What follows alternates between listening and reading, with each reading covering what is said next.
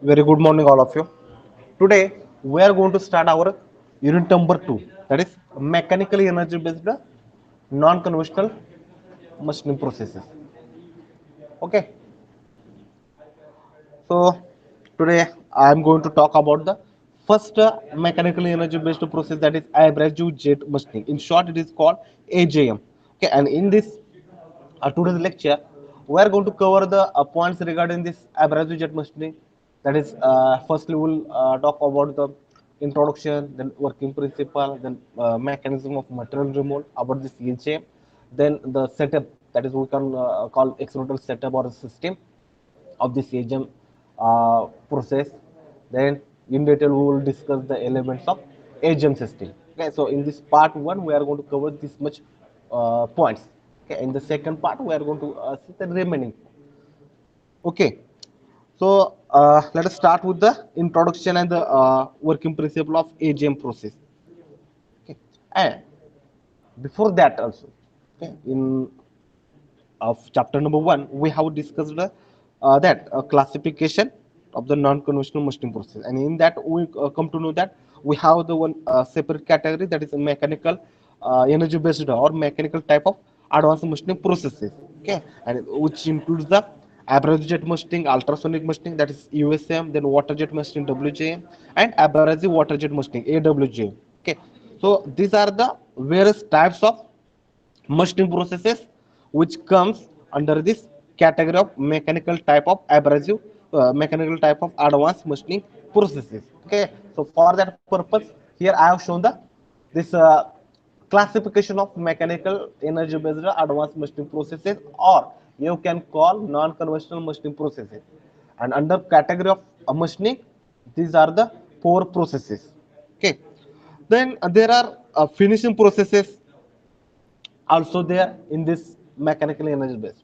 So in the second column or second this table, you will get the finishing processes. You can see. So there are finishing process with the help of which we can achieve micro or nano level surface reference value. That reference value normally it is denoted by RA value. Okay. So in that first you can see one is the abrasive flow finishing, or also it is known as abrasive flow machining also. Okay, AFM. Okay, AF F or AFM also. Then second is the magnetic abrasive finishing. Okay, then we have the chemo mechanical polishing also. It comes under this finishing process. Then magnetorheological finishing process, and at last it is the magnetic flow finishing. So these are the five processes, finishing processes, which comes under this category of mechanically energy based advanced machining process. Okay, machining categories it is different, and finishing category it is different. As per our syllabus, we have the machining processes only. Okay, so we will discuss most of these processes in this particular lecture, that is in this particular unit, this machining. Okay, so firstly we'll go with the our first, that is abrasive jet machining. Now,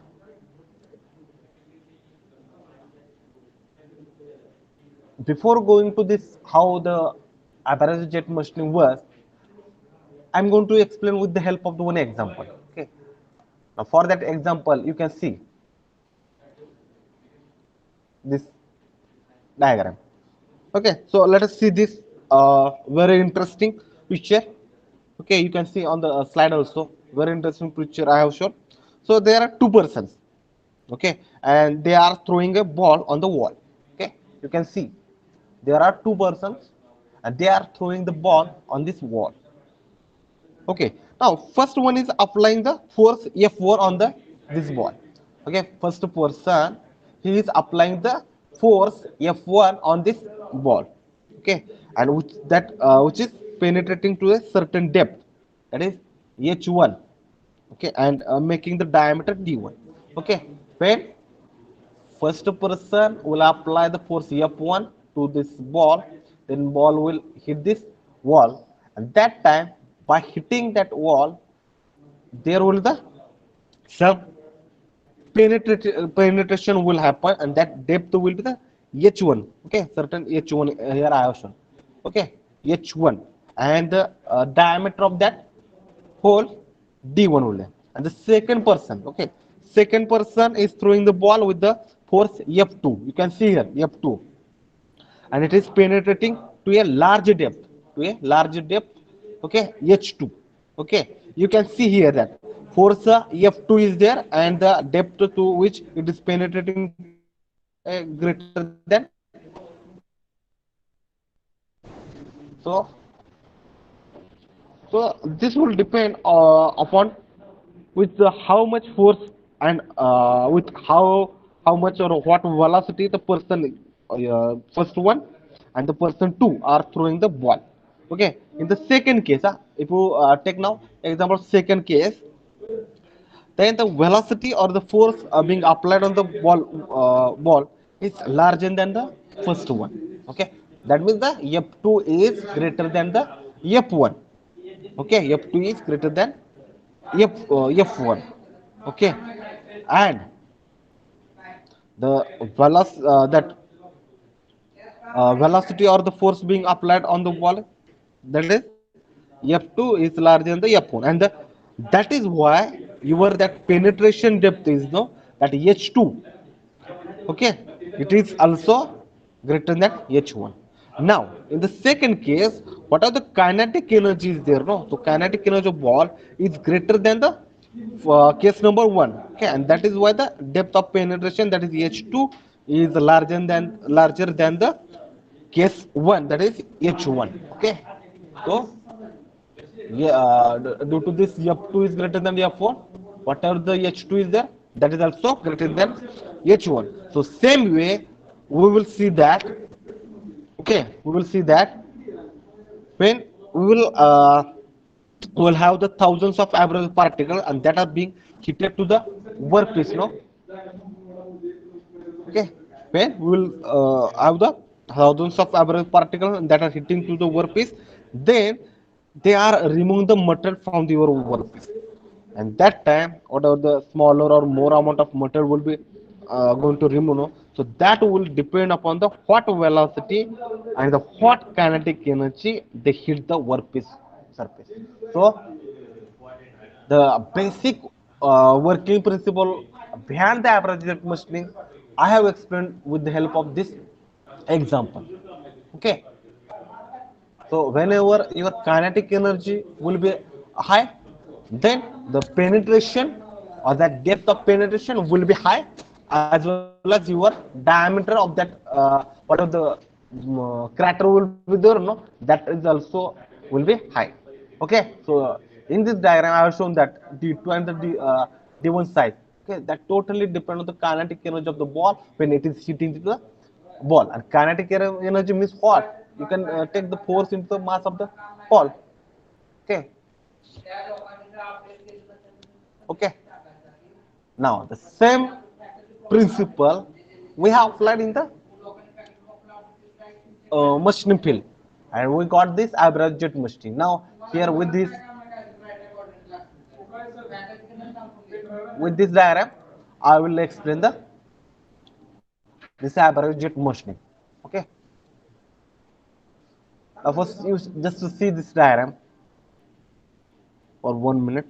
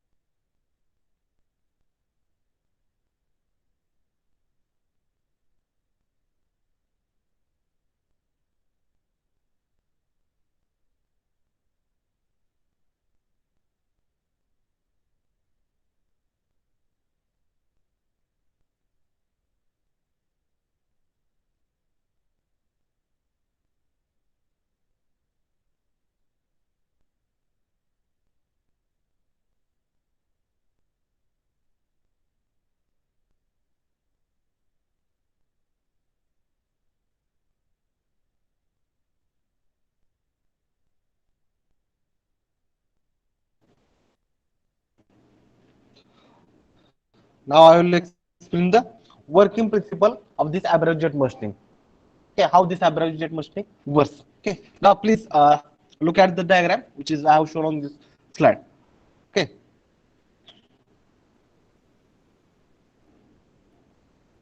now here you can see here is a nozzle. Okay, here at top I have shown the nozzle.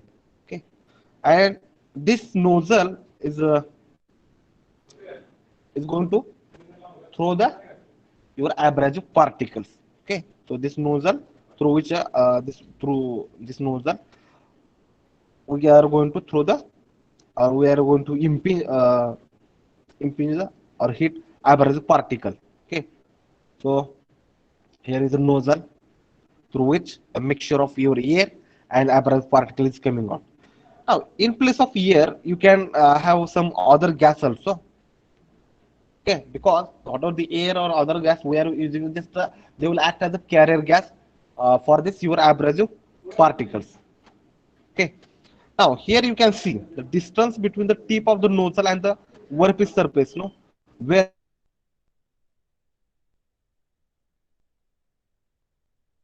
it is hitting the workpiece surface. That distance is known as nozzle tip distance. The distance between the this tip of nozzle and the top surface of your workpiece to be machined. No? So that distance it is called nozzle tip distance, which is here I have denoted by the NTD.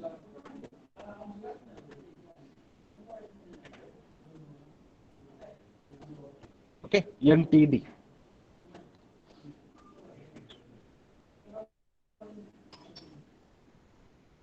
Okay, in some book or sometimes it is also called stand off distance. SOD also NTD or stand off distance. Now this air and abrasive particle mixture consists of very fine abrasive particles. Okay, so here I have shown the fine abrasive particles. You can see fine abrasive particles. Okay, you can see here. So this is the workpiece. Okay, here at bottom I have shown. So this is a workpiece from where the metal is being removed in the form of small craters. Okay, small craters. That means the your small removed that workpiece part. Okay, so it is called crater. Okay, now as you can see here on the left side, this diagram, the depth up to which that abrasive particle has penetrated or the abrasive particle have penetrated the workpiece, that is called crater depth, and the width to which it is removing the material from the workpiece. Okay, it is that width it is called crater diameter or crater depth. Okay, crater. Okay, you can see I repeat the depth up to which abrasive particles have penetrated the workpiece, that is called crater depth. Okay, you can see here crater depth. And the second is that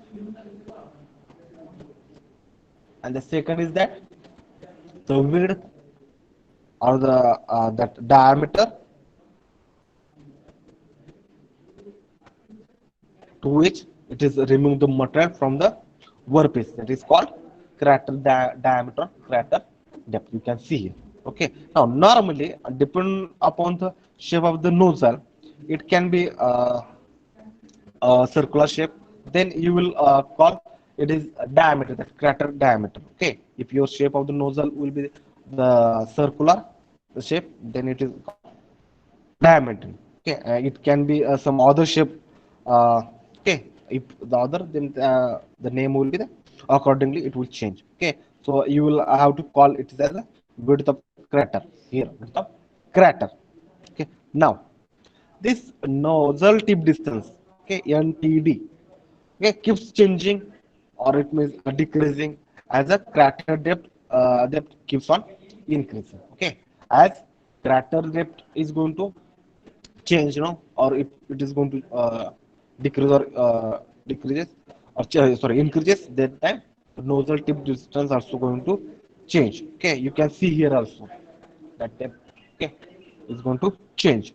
Okay, now In that again, if this jet is hitting the top surface of your workpiece, if jet is hitting this top surface of workpiece, then you will have to measure this nozzle tip distance, NTD distance, from the top surface itself. Okay, from top surface itself. But in this particular case, you can see it. Okay, this abrasive particles has penetrated to a certain depth. Okay, so the nozzle tip distance, it is measured from the that depth up to the bottom face of your nozzle. Okay, so you can see this red mark. So that is known as nozzle tip distance, or it is also called stand off distance. Okay, now we have just seen the this how the abrasive jet masting works. Okay, now the small question arises that how this erosion action takes place. That means how material is going to remove from the workpiece. So that scientific reason we should know. Okay. So the question arises. I repeat, how this erosion action takes place. Okay, because due to the erosion only the material is going to uh, remove from your workpiece. Okay. So let us see this abrasive jet, okay, which is consists of the inert gas in place of air. To use the inert gas also. Okay, so you can have some inert gas and the fine abrasive particles in this in that nozzle also here. Okay, then the jet at a very high velocity when it hits the workpiece surface. So since abrasive particle have certain mass m and the velocity v, so whatever the kinetic energy is there, no, that means the one half m v square. So the with the help of that or with that velocity or with that kinetic energy, they hit the workpiece surface, and the velocity with which normally this jet or the air average jet moves, no, so is somewhere near about 300 to 500 meter per second. So it has a huge kinetic energy because velocity is very high. So kinetic energy also will be very high or will be very huge. Okay, so the material removed by the erosion or that chipping action will be carried out or will be takes place, okay, due to the kinetic energy. When your abrasive particle will hit, no, to this top surface of workpiece, so due to the kinetic energy of abrasive particles, the erosion will be taking place on that surface, and due to that erosion, or we can call chipping action, the material will be removed. Okay, now again question arises that how this erosion action takes place. So the kinetic energy of abrasive particles that will convert into the force, and it will erode the material. And the kinetic energy of particles is given by 1/2 m square that we know. So where the m will be the mass of your individual particle and v will be the velocity with which it is hitting to the your workpiece. Okay, now the again question arises that what kind of operation this abrasive process can perform. So this abrasive machining we can use for cutting, cleaning, polishing, or deburring purposes also.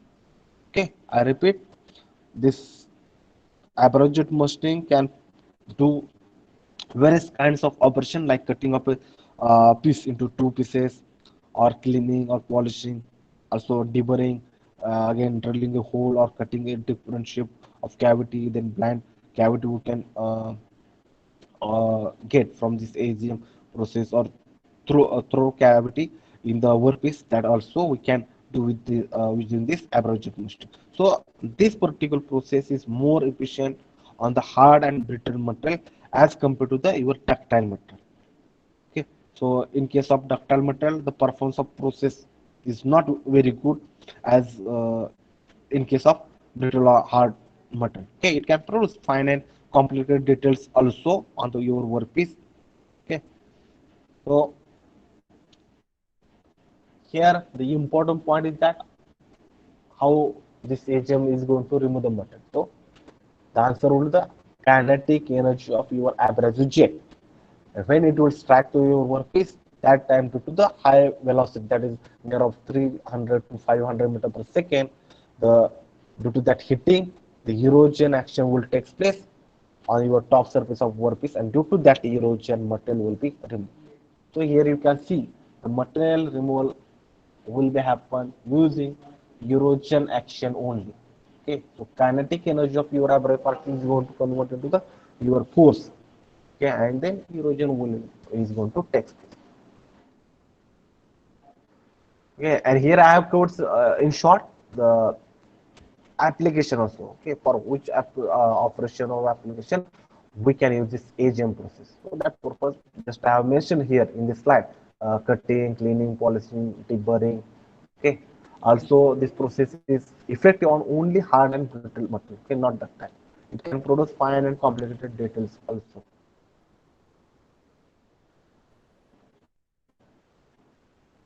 Okay, understood. Now, with this diagram, now I will explain the mechanism of material removal. Okay, mechanism of material removal in case of this AGM process. So here in this figure, you can see here is the nozzle where you can find air plus fine abrasive particles are coming at a very high velocity. Its range is between 300 to 500 meter per second. Okay, air plus abrasive particles are coming through this nozzle. Okay, now these abrasive particles having or at very high velocity, they come and they hit this workpiece surface. Here you can see the workpiece surface. Okay, now as you can see here, the nozzle diameter normally it is kept in between 0.3 to 0.5 mm only. Nozzle diameter normally it is kept in between 0.3 to 0.5. Okay, whatever this diagram I'm showing now. So this diagram I have taken from the this advanced master process by Vikajan book. Okay, because normally everybody is taking the reference of that book only. Okay, so whatever the statistic I am explaining here now, so that I have taken from that book only. So nozzle diameter it is ranging from 0.6 to zero point 0.5 mm, and average jet velocity it is ranging in between 300 to 500 meter per second. Okay, and the gap between this bottom of your nozzle and the top surface of workpiece, it is normally around 1 mm. Okay, it is normally 1 mm. Okay, now as you can see here, when abrasive particle hits this workpiece surface, no, then it fractures this workpiece. Okay. And the brittle fractures in the workpiece metal will be there, or when brittle fracture in this workpiece takes place, no, if it is brittle and hard, that time if your work is it is brittle and hard, no, that time only brittle fracture will be there. And if your metal is ductile, then the deformation of your workpiece uh, will be takes place. Okay, if your metal will the brittle, then deformation of your workpiece metal is going to take place. And once this fracture has taken place, and then there is a continuous hitting of abrasive particles will be there. That means thousands and thousands of times per second that hitting will be there. And then this fracture material comes out of your workpiece surface, and you will get the cavity which will be created on over your workpiece. So you can see here, okay, how abrasive particles are hitting the, your workpiece. Okay, if your the workpiece will be brittle and hard, then that type brittle fracture will be there. That is erosion will take place, and then material will be removed. And if your workpiece is ductile, then here you will get the deformation. Okay, so through that mechanism, you will get the cavity. That is the shape whatever you want on your workpiece surface. Okay, I repeat, there are thousands of such cavities will be formed on your workpiece surface. So according to the shape of the nozzle exit, okay, and the way in which there these abrasive particles are hitting on the your workpiece, so depending on that you will get the shape of the cavity on your workpiece surface. And here is the worn out particles from the workpiece that is creating the cavity, you can see, okay, or not particle. Now you can see another thing is that the jet is flowing as it is coming out of the nozzle. No? So that means the diameter of your jet is continuously increasing. So it will depends upon the your nozzle tip distance. So what is the your size of cavity on your workpiece. Okay, so that depends. So you need to keep increasing your nozzle tip distance or that so stand up distance. Okay, so what are the size of cavity is there now, so we'll keep increasing, but the depth it keeps on decreasing, as I will show in the next slide also here.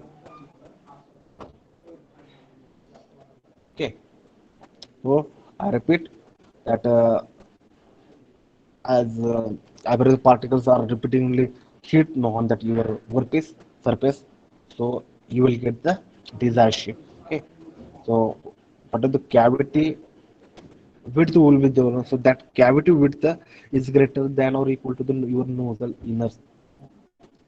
your inner diameter. Okay, now what is the actual cavity width? So it will depend upon the stand up distance or the nozzle tip distance. So cavity depth, it totally depends on the workpiece material, feed rate, average particles, and the pressure also. Okay, so that point we need to keep into the our mind. Okay, so this is a mechanism of material removal or the working principle of your average jet machine. Understood? Understood or not?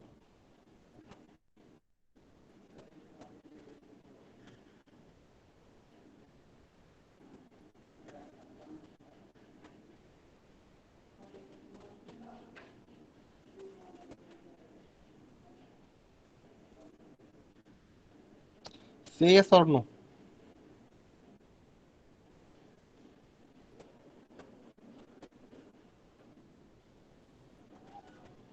Okay. In short, I will explain once again. Whatever average particles. Now, average particles means now the types of average particles we are going to in the next slide. Okay. So, air or inert gas we are taking. So, as a carrier gas. Okay. So, due to that, only velocity is going to increase. And that in that year, we are going to mix our fine average particles. Okay. Which will comes out through this your nose and having the very less diameter. Okay, so here whatever we are getting the velocity at the tip when average particles are coming up, so that time that velocity will be the very high. Okay, that velocity is very high means what amount? Okay, 300 to 500 meter per second. And when that abrasive particles with very high velocity, that means very high velocity means that it will have the huge kinetic energy. When it would hit this workpiece, no, when it would strike or impinge on the workpiece, no, that time due to that high kinetic energy, Eurogen, that means the removal of the small particles from the your workpiece, that will take place. So that is called the Eurogen. Okay, that means the fracture, brittle fracture will occur if your material is brittle and hard. And if your ductile material is there, that workpiece, that time deformation will take place. So through that uh, action, the material will be removed. Now, the what of the material is removed, it is called crater or debris also it is called. So, debris is called. Now, whenever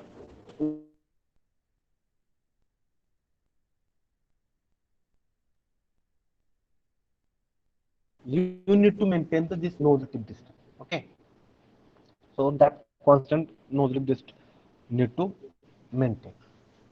Okay, so how does it work? So just taking the summary. So we need to have the jet of average particles. Now average particles, for that purpose we need carrier gas, that is inert gas, and that will strike your workpiece at very high velocity or high speed. So material removal will take place due to the your erosion action only. Okay, understood?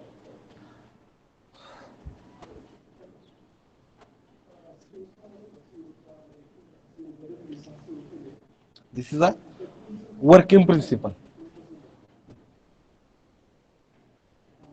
Now I will give to 2 minutes. Okay. So please draw this diagram. Only 2 minutes I will give. Please draw this diagram.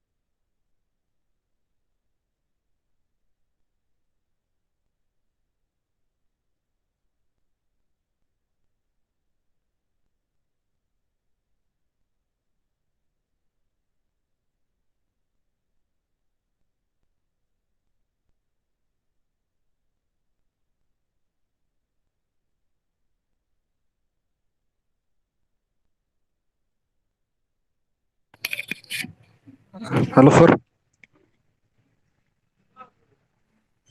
Sir आवाज येत नाही. ठीक आहे.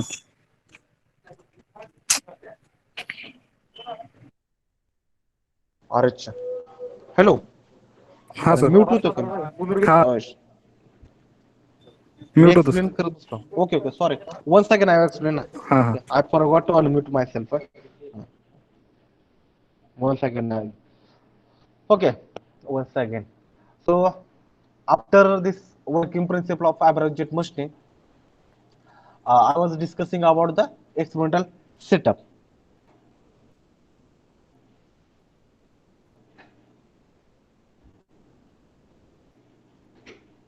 Okay, so see here, experimental setup is there. So in this experimental setup or the AGM system, we have different elements.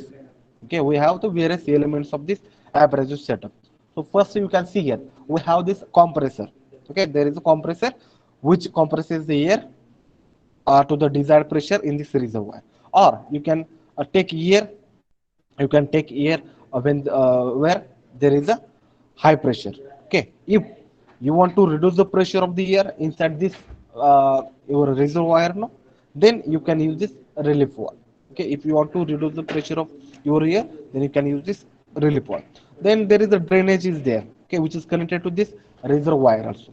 Okay, there is a drainage which is connected to this reservoir, and there is another element which is very important. It is called air filter cum dryer. Okay, air filter cum dryer. Now what are the air is there? No, so air which is going to ahead should be filtered and dried. If it is not filtered and dried, then you will not get the good performance in case of this average jet machine. So here another element is the pressure gauge. Okay, so with the help of this you can find out what is the pressure inside the this reservoir. Okay, again there is a opening wall is there. Here you can see in the red color I have shown, there is a opening wall is there. So again there is the pressure regulator, and here is the main element is the your abrasive feeder. Okay, with the help of this abrasive feeder you can supply the abrasive particles in this chamber. Okay, so inside this there is a mixing chamber itself is there. So where air and the abrasive particles they mix up together in this mixing chamber.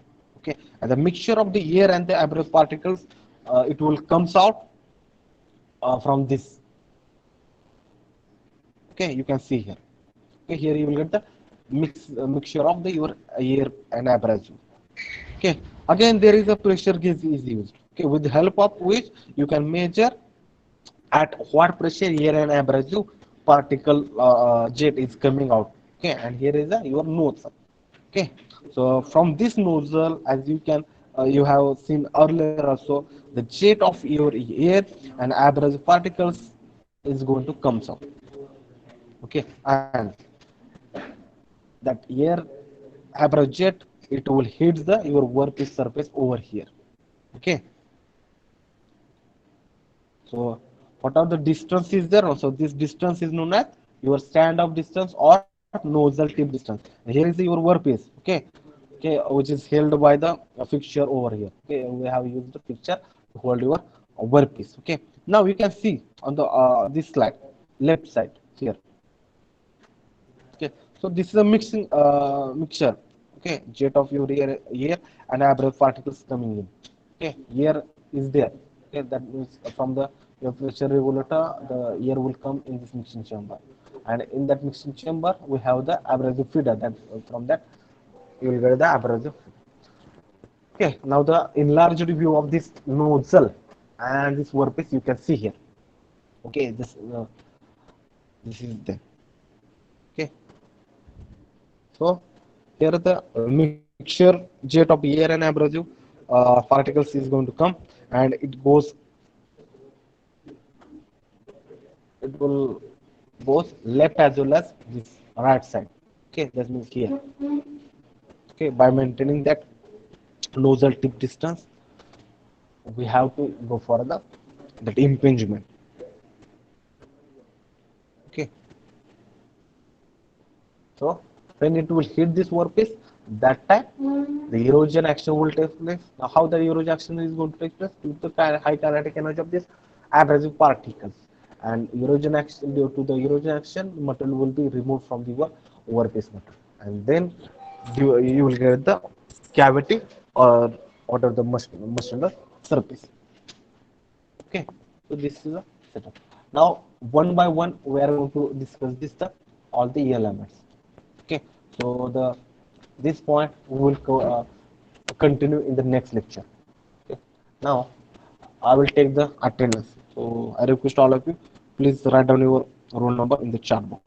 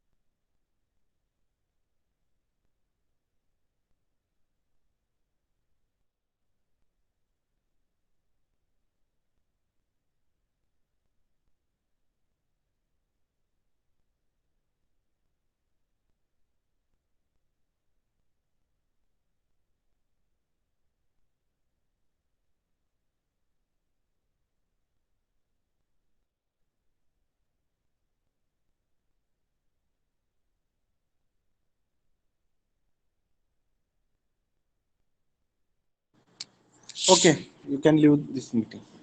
Thank you.